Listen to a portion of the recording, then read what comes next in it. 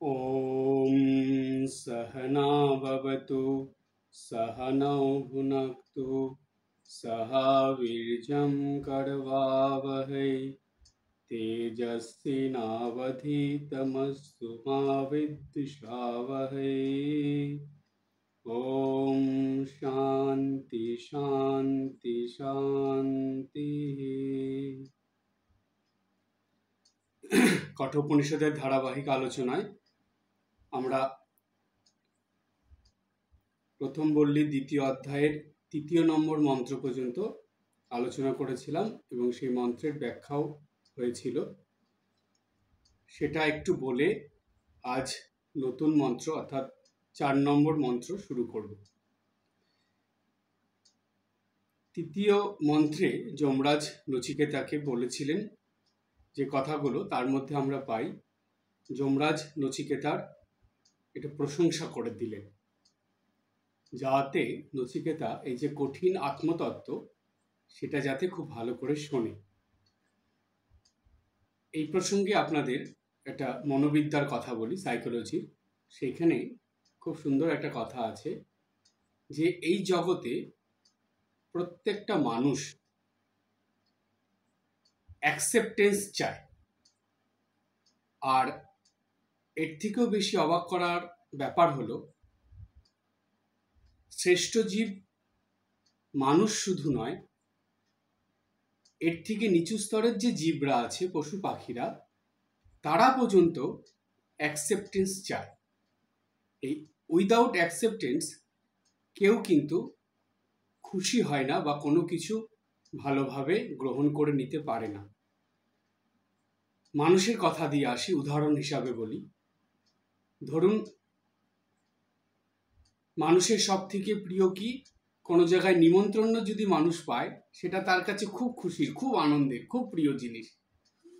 দেখবেন 1 মাস আগে যদি বিয়ের নিমন্ত্রণ পায়, সেটা মানুষ কিছুতেই ভুলবে না, কিন্তু 2 দিন আগে কেউ কোনো কথা বললে সেটা ভুলে যায়। তো এই নিমন্ত্রণগুলো মানুষের খুব মনে থাকে। তো এই নিমন্ত্রণ যখন খেতে যায়, মানুষ খুব খুশি হয়ে যাচ্ছে। সেই নিমন্ত্রণ বাড়িতে গেল, সেই বিয়ের নিমন্ত্রণ হোক, অন্নপ্রাশনের হোক, যেই নিমন্ত্রণই হোক। এখন সেই নিমন্ত্রণ বাড়িতে গিয়ে সেইখানে যদি সেই মানুষটা ঠিকভাবে আতিথেয়তা না পায়, তাহলে দেখবেন তার মন খুবই খারাপ হয়ে যায়। অর্থাৎ তার মনে একটা কষ্ট হয়, অভিমানও হয়, এবং সে কিন্তু দ্বিতীয়বার সেই বাড়ির থেকে নিমন্ত্রণ করলে আর যেতে চায় না। কারণটা কি? কারণ হলো সে সেইখানে গিয়ে অ্যাকসেপ্টেন্স পায়নি। ঠিক তেমনি কারো বাড়িতে কেউ গেলে, কোনো মানুষ গেলে যদি ঠিক আতিথেয়তা না পায়, অ্যাকসেপ্টেন্স না পায়, তাহলে দেখবেন সেই মানুষটা দ্বিতীয়বার আর সেখানে যেতে চায় না। এটা সবার ক্ষেত্রে, আমাদের ক্ষেত্রে, অপরের ক্ষেত্রে, সব মানুষের ক্ষেত্রে একই জিনিস প্রযোজ্য।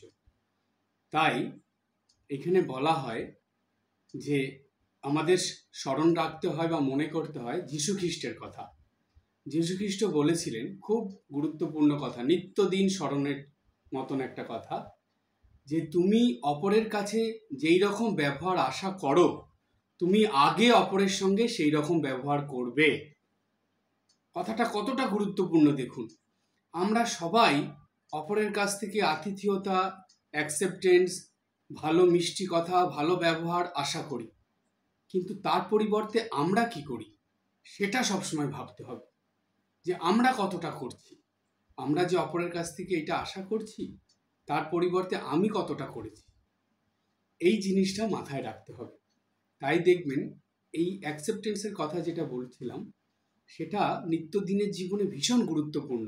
সেটা সংসারে বলুন, পারিবারিক জীবনে বলুন, সামাজিক ক্ষেত্রে বলুন, কর্মক্ষেত্রে বলুন, যেখানে আপনি যাবেন সব জায়গায় এই অ্যাকসেপ্টেন্স জিনিসটা ভীষণ গুরুত্বপূর্ণ।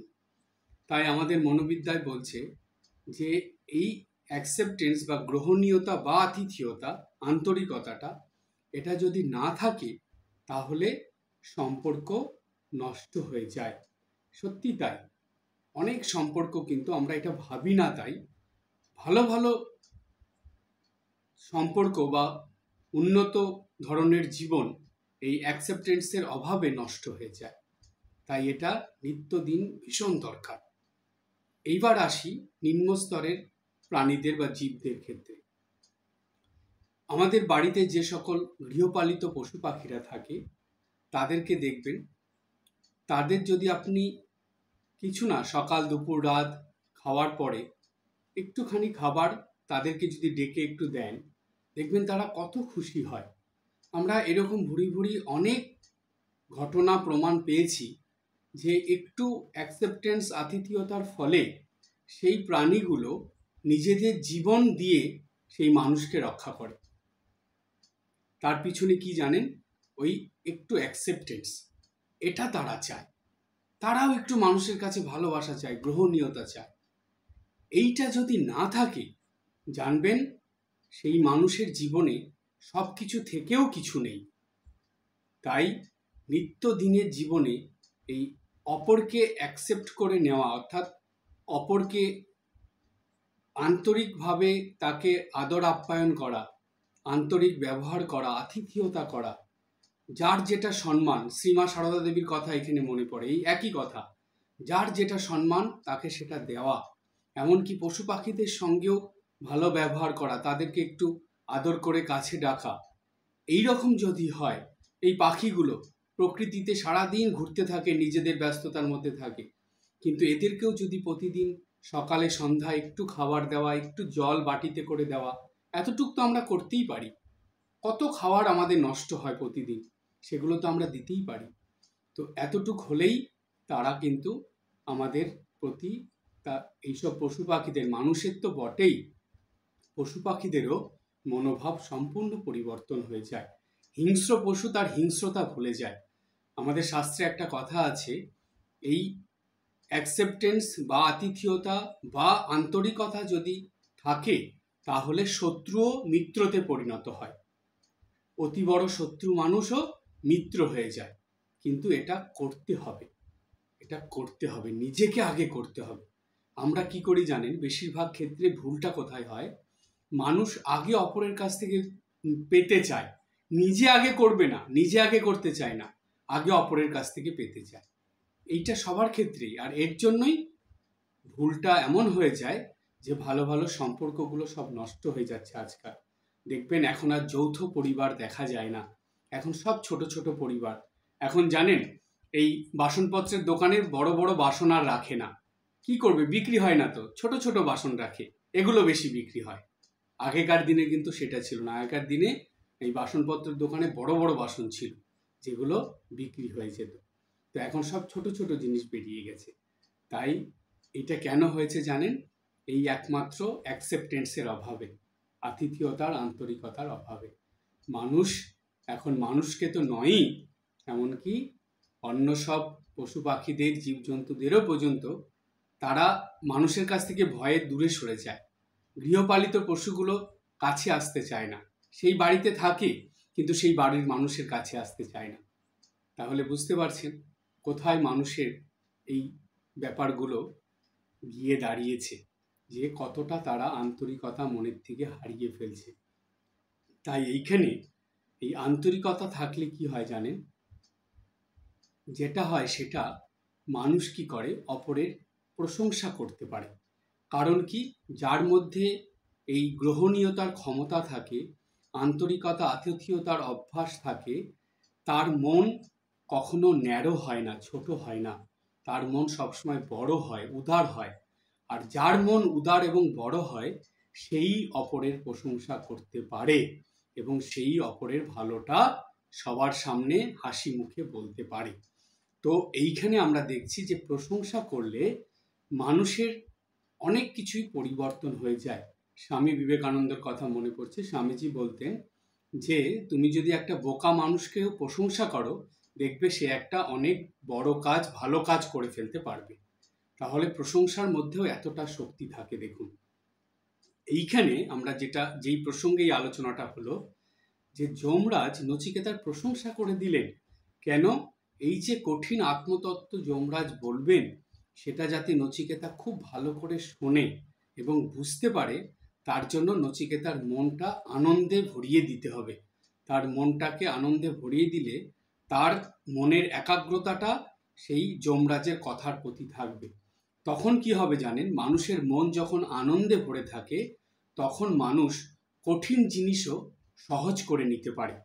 এই ক্ষমতাটা মানুষের মধ্যে চলে আসে। তখন সে কঠিন কিছুকে সহজ করে বুঝতে পারে, নিতে পারে এবং সহজভাবে সেটা করতে পারে। তাই দেখবেন যত বড় আপনাদের সংসারে, পরিবারে দেখবেন কর্মক্ষেত্রে যত ভালো ভালো বড় বড় কাজ হয়েছে সেগুলো কিন্তু হিংসা বিদ্বেষ করে, রেষারেষি করে, অপরের সঙ্গে 2 নম্বরি করে, ছলচাতুরি করে কখনো মহৎ কাজ হয়নি আর কোনোদিন হবেও না। এটা কিন্তু সবার সঙ্গে মিল রেখে হাসি খুশি থেকে বড় মন, উদার মন নিয়ে তবেই ভালো কাজ, বড় কাজ হয়েছে এবং হবে। তাই জানবেন এই আত্মতত্ত্ব বোঝা একটা বিরাট ব্যাপার, অনেক বড় কাজ, অনেক কঠিন শক্ত জিনিস। তাই সেটা যাতে বালক নচিকেতা খুব সহজভাবে বুঝতে পারে, কথাটা মন দিয়ে শোনে এবং আনন্দের সঙ্গে শোনে। দেখবেন দুটো জিনিস আপনাদের বলি, আবার মনোবিদ্যার কথা বলছি আপনাদের, যে মানুষের মন যখন আনন্দে ভরে থাকে তখন মানুষকে কিছু বললে সেই মানুষের সেটা দীর্ঘদিন মনে থাকে। সে সেটা মনের মধ্যে একদম মনের সেই ভেতরে সেটাকে স্টোর করে নেয়, সেটা আর নড়চড় হয় না। এই আনন্দের সঙ্গে সে শুনেছে, সেটা তার মনে আছে।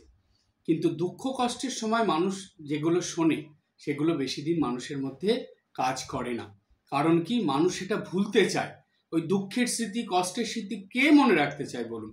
কিন্তু আনন্দের স্মৃতি সবাই মনে রাখতে চায়। সুতরাং ঠাকুর দেখুন ঠিক এই বুদ্ধিটা অ্যাপ্লাই করেছিলেন। কথামৃততে দেখবেন ঠাকুর যখনই কিছু বলছেন ভক্তদেরকে তখনই আগে হাসি মজা করছেন, হাসির কথা বলছেন, সেই ভক্তের মনটা আনন্দে ভরিয়ে দিচ্ছেন। তারপরে তিনি আধ্যাত্মিক উচ্চতত্ত্বের কথাগুলো, কঠিন কথাগুলো বলছেন। কিন্তু যেই ভক্ত শুনছে সেই সহজভাবে বুঝে নিতে পারছে। কি আশ্চর্য দেখুন, ঠাকুরের বুদ্ধি দেখুন। ঠাকুর তার এই কথার মধ্যে, বাণীর মধ্যে সেই মনোবিদ্যার ব্যাপারটাকে নিয়ে চলে আসলেন। আগে মনটাকে আনন্দে ভরিয়ে দিলেন, হাসি খুশি মজা করে নিলেন, তারপরে তিনি কঠিন তত্ত্বের কথা বলছেন, আধ্যাত্মিক উচ্চ তত্ত্বের কথা বলছেন, যাতে ভক্তরা ঠিকভাবে বুঝতে পারে। ঠিক এইখানে আমরা কঠোপনিষদেও পাই। নচিকেতার ক্ষেত্রে যমরাজ তাই করলেন, প্রশংসা করে দিলেন নচিকেতার। বললেন, এই যে এই এত প্রিয় বস্তু যে তোমাকে দিতে চাইলাম, এত প্রলোভন দেখালাম, এত ভোগের বিষয় বস্তু সকল তোমাকে নিতে বললাম, আমি দিতে চাইলাম নিজের থেকে, কিন্তু তুমি সেগুলো কিচ্ছু নিলে না, তুমি সেগুলোকে ত্যাগ করলে। অর্থাৎ তুমি এগুলোকে গ্রহণ করনি বলে তুমি হলো সেই মানুষের মধ্যে উত্তম, অর্থাৎ এই যেটা বলা হয় যে খুব ভালো গুণ যেসব মানুষের মধ্যে থাকে তাদেরকে বলা হয় উত্তম মানুষ, অর্থাৎ ভালো গুণের অধিকারী মানুষ। এই নচিকেতা ছিল ঠিক তাই। যমরাজ সেটাই তাকে, নচিকেতাকে বললেন যে তোমাকে বারংবার আমি প্রলোভন দেখালাম, কিন্তু তবুও তুমি কোনো প্রলোভনের মধ্যে পা দিলে না, তুমি সব কিছু বিচার করে ত্যাগ করে দিলে, তুমি এগুলো কিচ্ছু নিতে চাইলে না। তুমি এতটাই উচ্চ আধার, তোমার ভিতরে এত ভালো গুণ যে তুমি বুঝে গেলে যে এই জাগতিক সে যত মূল্যবানই হোক না কেন সেটার কোনো ভ্যালু নেই, সেটার কোনো মূল্য নেই। কেন? সেটা ক্ষণস্থায়ী, আজ আছে কাল থাকবে না। সেই জন্য সেগুলো মানুষের জীবনে কখনো সুখ শান্তি আনন্দ দিতে পারে না। মানুষ বারবার একই ভুল করে, সে জেনে শুনে আগুনের মধ্যে হাত দেয় বা আগুনের মধ্যে ঝাঁপ দেয়। সেই দেখবেন এই সময় দেখা যায় কালী পুজোর থেকে শুরু হয়, লাইট জ্বললে বা প্রদীপ জ্বালালে, আগুন জ্বালালে এক রকমের পোকা সেই ছুটে ছুটে সেই আগুনের মধ্যে আসে। তারা জানে যে এইখানে গেলেই তার মৃত্যু, কিন্তু তবুও তারা নিজেদেরকে সামলাতে পারে না, তারা আকর্ষণে, ওই আলোর আকর্ষণে সেই দিকে ছুটে আসে এবং সেইখানেই তাদের জীবন শেষ হয়ে যায়। ঠিক শাস্ত্রে বলছে বেশিরভাগ মানুষের জীবন এইরকম, তারা জাগতিক বিষয় আশয়, এই জাগতিক ভোগ সুখ আনন্দের মধ্যে এমনভাবে ছুটে যায়, তারা জানে যে এর মধ্যে গেলে আমার জীবন শেষ, আমি আর এখান থেকে নিজেকে বাঁচাতে পারবো না, কিন্তু তবুও তার সেই জাগতিক বিষয়বস্তু বা জাগতিক ভোগ সুখের প্রতি এত বেশি আকর্ষণ যে সে নিজেকে সামলাতে পারে না, তার মধ্যে গিয়ে ঝাঁপ দেয় এবং এই অমূল্য মানব জীবন নষ্ট করে দেয়। তাই নচিকেতাকে বললেন যমরাজ যে তুমি এটা করনি, তুমি আর সব মানুষের মতন প্রলোভনের মধ্যে পা দাওনি, জাগতিক কোনো ভোগ সুখের মধ্যে তুমি যাওনি, কারণ তুমি হলো উত্তম প্রকৃতির মানুষ, অর্থাৎ তোমার মধ্যে সেই ভালো গুণ আছে। তাই তোমাকে আমি এখন আত্মতত্ত্বের কথাই বলবো। এরপরেই যমরাজ শুরু করলেন, পরের মন্ত্র থেকে আমরা পাবো, সেই মন্ত্রে যাব। এবার যমরাজ নচিকেতাকে বলছেন, দূরম এতে বিপরীতে বিশুচি অবিদ্যা ইয়া চ বিদ্যেতি জ্ঞাতা বিদ্যাভিস্পিনং নচিকেতসম মন্যে ন ত্বা কামা বহব অললুপন্ত। আমি যেহেতু এটা কঠিন, ভেঙে ভেঙে পড়লাম বুঝতে সুবিধার জন্য, উচ্চারণের সুবিধার জন্য। আর একবার পড়ি। দূরম এতে বিপরীতে বিশুচি অবিদ্যা ইয়া চ বিদ্যেতি জ্ঞাতা বিদ্যাভিস্পিনং নচিকেতসং মন্যে ন ত্বা কামা বহব অললুপন্ত। এটার অর্থটা কি? যমরাজ নচিকেতাকে বললেন যে দেখো নচিকেতা, যাহা বা যেটা অবিদ্যা এবং যা বিদ্যা, এই বিদ্যা এবং অবিদ্যা এই দুটো কিন্তু সম্পূর্ণ বিপরীত, অর্থাৎ একটা আর একটার বিপরীত দিকে যায়। বিদ্যা যেই দিকে গমন করে বা যেই দিকে মানুষকে নিয়ে যায়, অবিদ্যা ঠিক তার উল্টো দিকে মানুষকে নিয়ে যায়।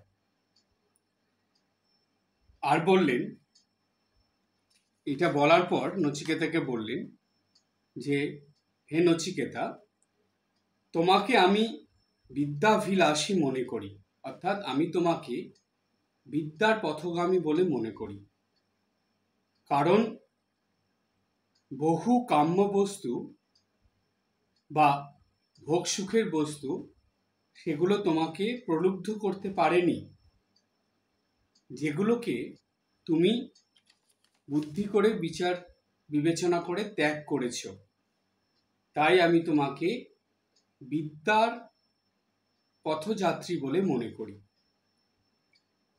কথাটা একটু কঠিন, এবার সহজভাবে আমরা বুঝবো। আর একবার মানেটা বলি। যমরাজ বললেন যে দেখো নচিকেতা, বিদ্যা এবং অবিদ্যা বলে দুটো শব্দ আছে, এই কথা দুটো একে অপরের বিপরীত।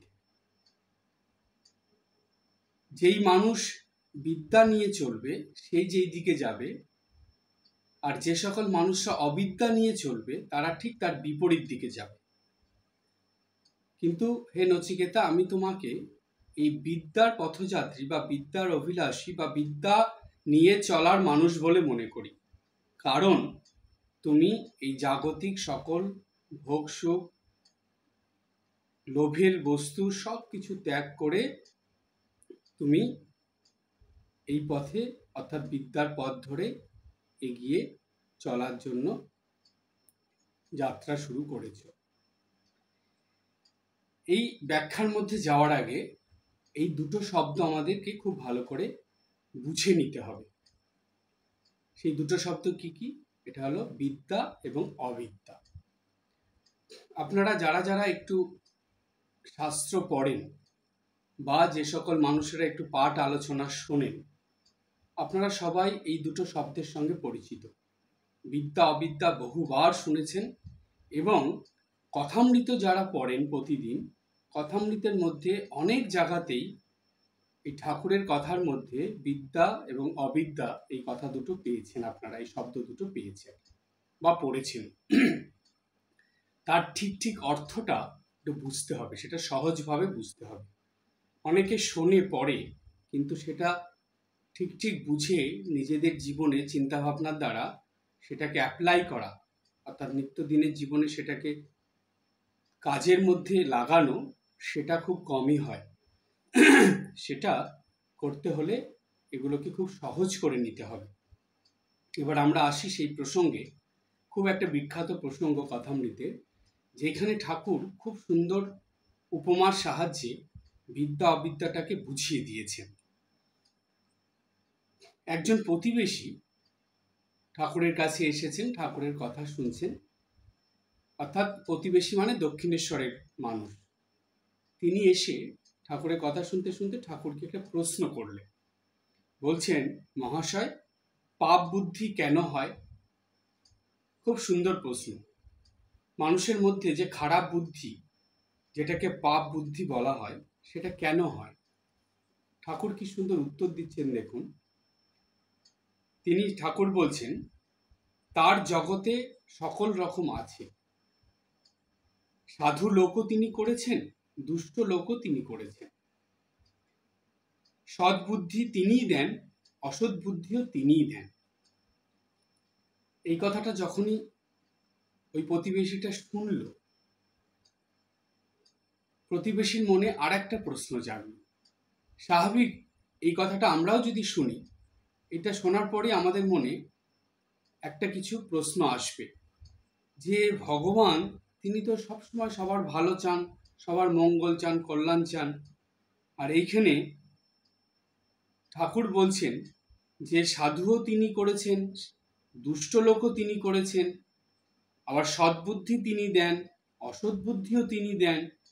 কথাগুলো কেমন একে অপরের বিপরীত হয়ে যাচ্ছে না, ঠিক বোঝা যাচ্ছে না, কেমন হলো এই ব্যাপারটা।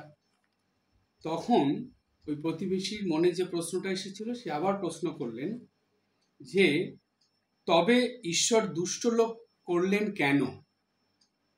সত্যি তাই, তার এই জগৎ সংসারে ভালোভাবে এই জগৎ সংসারটাকে চালাতে হলে, মানুষের জীবনকে ভালোভাবে এগিয়ে নিয়ে যেতে হলে, তাহলে তো সব ভালো লোক হলেই হতো, তাহলে দুষ্ট লোক কেন করলেন ভগবান? সেই প্রশ্নটা করছে। দেখুন এখানে কি অদ্ভুত দৃশ্যটা, আপনারা যখন কথামৃত পড়বেন এটা ভাববেন যে একজন ভক্ত ভগবানের কাছেই প্রশ্নটা করছেন, যেই ভগবান তার ইচ্ছাতেই সৃষ্টি চালাচ্ছেন, তিনি দেখুন সেই ভক্তকে উত্তরটা দিচ্ছেন। অর্থাৎ ভগবান স্বয়ং বলছেন, শুধু একটা ভক্তকে না, জগতের সব ভক্তদের উদ্দেশ্যে ভগবান বলছেন। কি বললেন এই প্রশ্নের উত্তরে? যে প্রশ্নটা ছিল, তবে ঈশ্বর দুষ্ট লোক করলেন কেন? এর উত্তরে ভগবান বলছেন, শ্রীরামকৃষ্ণ, তার ইচ্ছা, তার লীলা। তার মায়াতে বিদ্যাও আছে, অবিদ্যাও আছে। অন্ধকারেরও প্রয়োজন আছে, অন্ধকার থাকলে আলোর আরো মহিমা প্রকাশ হয়। কাম, ক্রোধ, লোভ খারাপ জিনিস বটে, তবে তিনি দিয়েছেন কেন? মহৎ লোক তয়ের করবেন বলে। ইন্দ্রিয় জয় করলে মহৎ হয়, জিতেন্দ্রিয় কি না করতে পারে? ঈশ্বর লাভ পর্যন্ত তার কৃপায় করতে পারে। আবার অন্যদিকে দেখো, কাম থেকে তার সৃষ্টি লীলা চলছে। এরপরে ঠাকুর বলছেন, দুষ্ট লোকেরও দরকার আছে। একটি তালুকের প্রজারা বড়ই দুর্দান্ত হয়েছিল। দেখুন ঠাকুরের কতটা উচ্চ স্তরের চিন্তা ভাবনা ছিল, কতটা মানে শার্প ব্রেন ছিল, যে তিনি যে কথাটা বললেন, তিনি জানতেন তিনি যে কথাগুলো বললেন সেগুলো এই সামনে বসে থাকা ভক্তরা ভালোভাবে বুঝতে পারবে না, তাদের কাছে পরিষ্কার হবে না ব্যাপারটা। এই যে ঠাকুর বলে দিলেন যে তার ইচ্ছা, তার লীলা, তার মায়াতে বিদ্যাও আছে, অবিদ্যাও আছে, অন্ধকারও প্রয়োজন আছে, আবার আলোরও মহিমা প্রকাশিত হয় অন্ধকার থাকলে। কাম, ক্রোধ, লোভ এগুলো খারাপ জিনিস, কিন্তু তবুও তিনি মানুষের মধ্যে দিয়েছেন। এই যে এত কিছু বলছেন, জিতেন্দ্রিয়ের কথা বলছেন, এগুলো সেই ভক্তর পক্ষে বা সেই উপস্থিত ভক্তদের পক্ষে সহজে বোঝা সম্ভব নয়। ঠাকুর এটা জানতেন।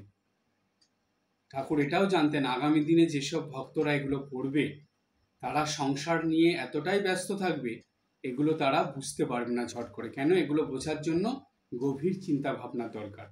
তাদের এত সময় কোথায়, তাই না? ঠাকুর তিনি তো ত্রিকালদর্শী, তিনি তো জানবেনই। তাই ঠাকুর কি করলেন, একটা খুব সুন্দর উদাহরণ বা একটা গল্পের মধ্যে দিয়ে বুঝিয়ে দিলেন। কি বললেন ঠাকুর? বললেন, একটি তালুকের প্রজারা বড়ই দুর্দান্ত হয়েছিল। দুর্দান্ত হয়েছিল মানে খুবই অত্যাচারী হয়ে উঠেছিল। তখন গোলক চৌধুরীকে পাঠিয়ে দেওয়া হলো। তার নামে প্রজারা কাঁপতে লাগলো। এত কঠোর শাসন, সবই দরকার। সীতা বললেন, রাম, অযোধ্যায় সব অট্টালিকা হতো তো বেশ হতো। অনেক বাড়ি দেখেছি ভাঙা পুরনো। সীতার এই কথা শুনে রাম বললেন, সীতা, সব বাড়ি সুন্দর থাকলে মিস্ত্রিরা কি করবে? সকলের হাস্য। ঈশ্বর সব রকম করেছেন, ভালো গাছ, বিষ গাছ, আবার আগাছাও করেছেন। জানোয়ারদের ভিতর ভালো মন্দ সব আছে, বাঘ, সিংহ, সাপ সব আছে। ঠাকুর এই কথার দ্বারা খুব সুন্দর করে কয়েকটা জিনিস বোঝালেন। কি বললেন? যে বিদ্যা মানে হলো, সহজভাবে আপনারা বুঝে নিন, বিদ্যা হলো যা ক্রমাগত মানুষকে উন্নতির দিকে, ভালোর দিকে নিয়ে যায়, সেটা হলো বিদ্যা। আর যা ক্রমাগত মানুষকে অবনতির দিকে, খারাপের দিকে নিয়ে যায়, তাই হলো অবিদ্যা। তাহলে এই জগতে যে বিদ্যা অবিদ্যা, এই দুটোই কিন্তু ভগবানেরই সৃষ্টি, তিনিই করে রেখেছেন। কেন? তার কারণ, খারাপ না থাকলে ভালোর কদর থাকবে না, আর ভালো না থাকলে খারাপ মানুষরা ভালো হবে না। অন্ধকার আছে বলেই আলোর এত কদর হয়। আবার যেমন তাই অন্ধকার না থাকলে আদর মানে আলো, যেটা আমরা আজকে যেই আলোর এত কদর হচ্ছে, সেটা হতো না। তো সুতরাং অন্ধকারের জন্যই আলোর মাহাত্ম্য। ঠিক তেমনি খারাপ আছে বলেই ভালোর মাহাত্ম্য। আবার এই খারাপ যারা আছে তারাও, তাদের মধ্যে যখন বিবেক, বৈরাগ্য, চেতনা জাগবে, তখন তারা ভালো হতে শুরু করবে। অর্থাৎ ভগবান এগুলো করে রেখেছেন কেন? যে দুই রকম থাকলে তবেই না এই সৃষ্টির ব্যালেন্সটা থাকবে। দেখবেন দাঁড়িপাল্লায় দুই দিকে দুটো যে থাকে, সেটা কি? এটা সমতা রক্ষার জন্য। তাই এই জগৎ সংসারেও তাই ভগবান এইভাবে সমতা রক্ষা করেন। শুধু খারাপ যদি থাকে তাহলে এই সৃষ্টি চলবে না।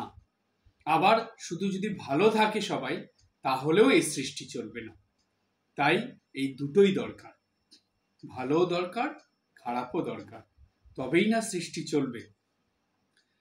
এই অসৎ মানুষ, খারাপ মানুষ এরা আছে বলেই সৎ মানুষ, ভালো মানুষের কদর আছে। এরা যদি না থাকতো, তাহলে এই সৎ মানুষ, ভালো মানুষের কদর কে দিত? সবাই তো সৎ আর ভালো থাকলে কে আর কার কদর করবে বলুন? ঠিক তেমনি ঠাকুর এখানে বলে দিলেন যে এই দুষ্ট লোকেরও দরকার আছে, আর তারা আছে বলেই এই সৃষ্টিতে এই ভগবান ভালো মন্দ মিশিয়েই সৃষ্টিটাকে চালাচ্ছেন। তো সেইখানে আবার ঠাকুর বললেন যে এই যে ইন্দ্রিয় জয় করলে মহৎ হয়, এটাও মানুষের মধ্যে এসেছে। কি করে আসলো? সেই মানুষটা জানতে পেরেছে। যেমন আমরা যদি বাল্মীকির জীবনী পড়ি বা বাল্মীকির জীবনী চিন্তা করি, তাহলে দেখবেন বাল্মীকি কি ছিল আর কোথায় গিয়ে পৌঁছল। তাহলে এই যারা খারাপ মানুষ, যাদেরকে আমরা খারাপ বলে ভাবি, তাদেরকে তুচ্ছ তাচ্ছিল্য করি, তাদেরকে দূরে সরিয়ে রাখি, তাদেরকে হেয় করি, জানবেন তাদেরও কিন্তু এই সৃষ্টির মধ্যে প্রয়োজন আছে, দরকার আছে। তাদেরকেও ভগবান রেখেছেন। আর তার থেকেও বড় কথা, স্বামীজি বলেছেন যে প্রত্যেকটা মানুষের মধ্যে নিজেকে পরিবর্তন করার, নিজেকে উন্নত করার শক্তি থাকেই থাকে, সেটা ভগবান দিয়েই দেন। সেই জন্য দেখবেন যে এমন অনেক উদাহরণ, দৃষ্টান্ত আছে যে প্রথম জীবনে চোর ছিল বা ডাকাত ছিল, পরে সে একজন বড় সাধু হয়ে গেছে, পরে সে একজন খুব সৎ মানুষ, ভালো মানুষ হয়েছে। এরকম অনেক দৃষ্টান্ত আছে, এরকম অনেক বাল্মীকির মতন এরকম আরও দৃষ্টান্ত আমরা পাই। সুতরাং দেখুন, আমাদের সৃষ্টিতে এগুলো সব থাকবে। তাই তো অবতার পুরুষ যীশুখ্রিস্ট বলেছিলেন যে তুমি পাপকে ঘৃণা করো, সেই পাপীকে ঘৃণা করো না, কেননা সেই পাপীর মধ্যে তো ভগবানের শক্তি নিহিত আছে। তুমি তাকে ঘৃণা করছো মানে তুমি ভগবানকে ঘৃণা করছো। সেজন্য পাপীকে ঘৃণা করো না, তার পাপটাকে ঘৃণা করো। এই যে কথা, এটা বুঝতে হলে ওই যে মানুষটা যে খারাপ করছে, সেই খারাপ কাজটাকে তুমি খারাপভাবে দেখো, কিন্তু মানুষটাকে তুমি সেই খারাপের মধ্যে ফেলো না। তাকে ভালো করার জন্য যদি পারো চেষ্টা করো। তার মধ্যেও ভালো হওয়ার ইচ্ছা বা প্রবণতা, শক্তি সব আছে, শুধু তাকে সেই সুযোগটা দিতে হবে। তাই এইখানে ঠাকুর একটা খুব সুন্দর উদাহরণ দিলেন, বললেন যে শাসনেরও দরকার আছে। যেমন এই এক তালুকের প্রজারা বড়ই দুর্দান্ত হয়ে উঠেছিল, সেখানে গোলক চৌধুরীকে পাঠানো হলো, এমন শাসন শুরু করলো সেই প্রজারা সব ঠান্ডা হয়ে গেল। সুতরাং এই শাসন না থাকলে কি করে চলবে? তাই শাসনেরও দরকার আছে। এইবার আবার আরেকটা উদাহরণ দিলেন ঠাকুর, সীতার কথা বললেন যে সীতা অযোধ্যা নগরীতে ঘুরতে বেরিয়ে তার চোখে পড়েছিল যে অনেক বাড়ি কিন্তু ভেঙে চুরে আছে, ভাঙা হয়ে আছে, পুরনো বাড়ি আছে। তখন সীতা তো মায়ের মনে তো এগুলো থাকবেই, সন্তানেরা এত কষ্টে রয়েছে।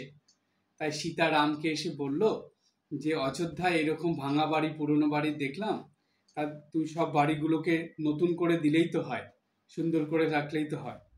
তখন সীতার কথা শুনে রাম হাসলেন, হেসে বললেন যে তাহলে সব বাড়ি যদি সুন্দর থাকবে, তাহলে এই অযোধ্যায় যে মিস্ত্রিরা আছে তারা কি করবে? তাদের কি কাজ হবে? তাহলে তো তাদের কাজই থাকবে না। তো সুতরাং এই কথা শুনে ঠাকুর বলছেন সকলে হাসলো, সত্যি তো তাই। সুতরাং তাদেরও তো কাজ থাকবে। তো ঈশ্বর সব রকম করছেন, ভালো করছেন, খারাপও করছেন। যেমন ঠাকুর বললেন ভালো গাছও করছেন, আবার বিষ গাছও করছেন। সুতরাং এই পশু পাখি প্রাণীদের মধ্যে ভালো পশু পাখি প্রাণীও আছে, আবার খারাপও আছে।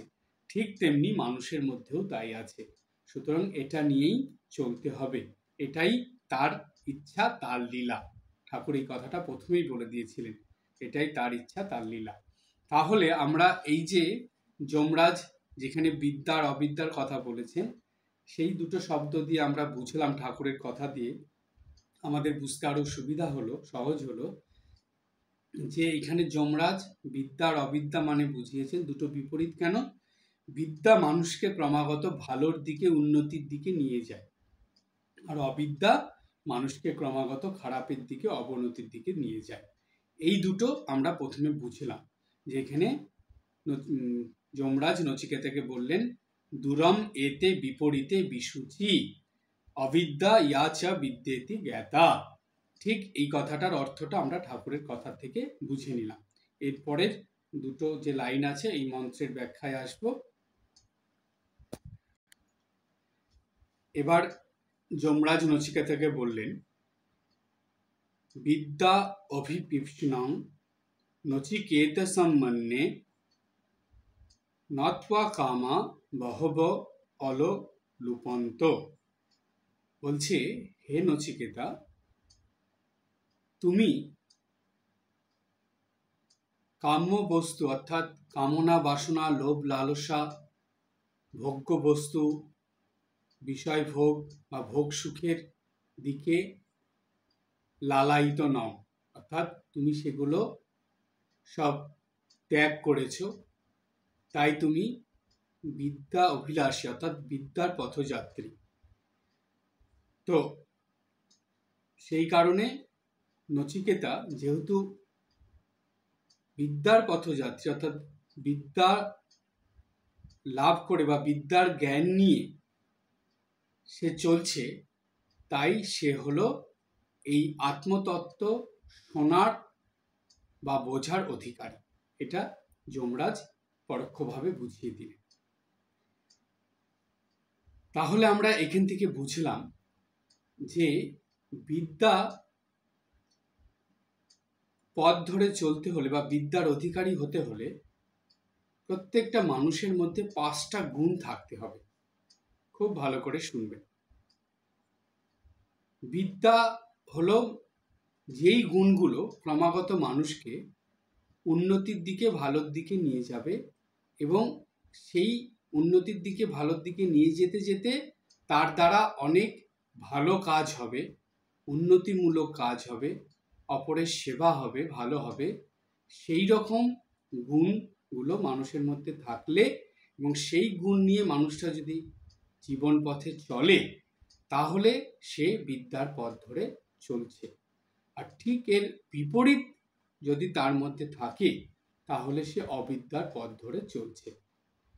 জাগতিক যতই শিক্ষা সে অর্জন করুক না কেন, যত বড়ই শিক্ষিত মানুষ হোক না কেন, যতই তার মধ্যে শিক্ষার গুণ থাকুক না কেন, সেগুলো জাগতিক শিক্ষাগুলো থাকলেও সেই জাগতিক শিক্ষা দিয়ে সে বিদ্যা অবিদ্যার বিচার হবে না। বিচার হবে এই গুণ দিয়ে। কেমন? সেই 5টা গুণ কি কি থাকতে হবে? প্রথম গুণ থাকতে হবে, তাকে সৎ সাহসী হতে হবে এবং সৎ পথে চলতে হবে, অর্থাৎ সত্যকে ধরে চলতে হবে। সত্য পথে মন করো আরোহণ। সত্যকে ধরে সর্বদা তাকে চলতে হবে। সে সত্যের পূজারী হবে, সত্যের পথ ধরে চলবে। প্রথম গুণ থাকতে হবে তার মধ্যে। 1।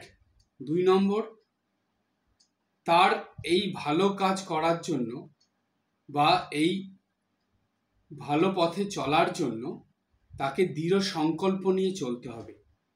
সুতরাং সাহসের সঙ্গে সেই নির্ভীকভাবে সেই পথে তাকে এগিয়ে চলতে হবে। 2। 3 নম্বর গুণ কি থাকতে হবে? 3 নম্বর গুণ থাকতে হবে, তার মধ্যে সংযম থাকবে। সব কিছুর মধ্যে সে সংযম অভ্যাস করে চলবে। এটা হলো 3 নম্বর গুণ। সংযমের জীবন হতে হবে। 4 নম্বর গুণ কি থাকবে? 4 নম্বর গুণ থাকবে, সে জাগতিক কোনো লোভ, লালসা, প্রলোভন তার মধ্যে তো পড়বেই না, এমনকি সেই স্বর্গের লোভ, লালসা, প্রলোভনের মধ্যেও সে নিজেকে জড়াবে না। অর্থাৎ জাগতিক এবং স্বর্গীয় লোভ, লালসা, প্রলোভন, কামনা, বাসনা, ভোগসুখ এগুলোর থেকে সে নিজেকে দূরে সরিয়ে রাখবে। এগুলোর থেকে সে নিজেকে বাঁচিয়ে রাখবে। কোন শক্তির দ্বারা বাঁচাবে? ওই সংযমের শক্তির দ্বারা। তাই 3 নম্বরে সংযম, 4 নম্বরে হলো এই জাগতিক এবং স্বর্গীয় লোভ, লালসা, প্রলোভন, কামনা, বাসনার থেকে নিজেকে মুক্ত রাখতে হবে। এটা হলো 4 নম্বর। আর 5 নম্বর কি? 5 নম্বর গুণ থাকতে হবে, সে নিজের অসুবিধা হলেও সেটা স্বীকার করে নেবে, কিন্তু সে অপরের কোনো অসুবিধা, বাধা সৃষ্টি না করে বরঞ্চ তার দ্বারা সে অপরের উপকার করবে, কল্যাণ করবে, মঙ্গল করবে। এই 5টা গুণ যদি কোনো মানুষের মধ্যে থাকে, তাহলে সেই মানুষটা বিদ্যার পথযাত্রী, অর্থাৎ বিদ্যার পথ ধরে সে ক্রমাগত এগিয়ে চলছে। আপনারা একটু চিন্তা করে দেখুন, ঠিক এই 5টা গুণ নচিকেতার মধ্যে আছে। নচিকেতার মধ্যে এই 5টা গুণ আছে বলেই যমরাজ নচিকেতাকে নির্দ্বিধায় বলে দিলেন, তুমি বিদ্যার পথযাত্রী, অর্থাৎ বিদ্যার পথ ধরে তুমি চলছ। তাই যে কোনো মানুষের মধ্যে যদি এই 5টা গুণ থাকে, আর যদি সে চেষ্টার দ্বারা, অভ্যাসের দ্বারা এই 5টা গুণ অর্জন করে নিতে পারে, তাহলে সেই মানুষটা বিদ্যার পথে ক্রমাগত এগিয়ে যাবে, ক্রমাগত সে উন্নতির দিকে যাবে, ভালোর দিকে যাবে, এবং সে এই নচিকেতা যেই পথে চলে আত্মতত্ত্ব লাভ করার জন্য এগিয়ে চলছে, সেই মানুষটাও এই 5টা গুণ অর্জন করতে পারলে আত্মতত্ত্ব লাভ করতে পারবে। এই ছিল যমরাজের এই 4 নম্বর মন্ত্রের যে কথা নচিকেতাকে বলেছে, তার দ্বারা একটা খুবই গুরুত্বপূর্ণ শিক্ষা, যেটা বিদ্যা এবং অবিদ্যা এই দুটো শব্দ উচ্চারণের মধ্যে দিয়ে যমরাজ এই শিক্ষাটা দিলেন। আজকে এই পর্যন্ত। সবাই ভালো থাকবেন, হাসি খুশি আনন্দে থাকবেন। ওম শান্তি শান্তি শান্তি। হরি ওম তৎসৎ। শ্রীরামকৃষ্ণার্পণমস্তু।